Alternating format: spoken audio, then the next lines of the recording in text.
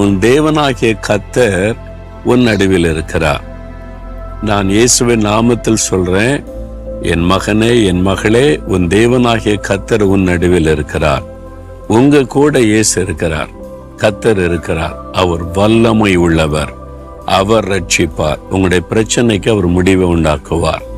உங்களுக்கு என்ன பிரச்சனை? இன்றைக்கு ஏதோ ஒரு காரியத்துல ஒரு விடுதலை தேவை இருக்குது, ரட்சிப்பு தேவை இருக்குது, ஒரு அற்புதம் தேவை இருக்குது. இல்ல, அவர் ரட்சிப்பார் அப்படின்னா அவர் பார்த்து கொள்ளுவார்.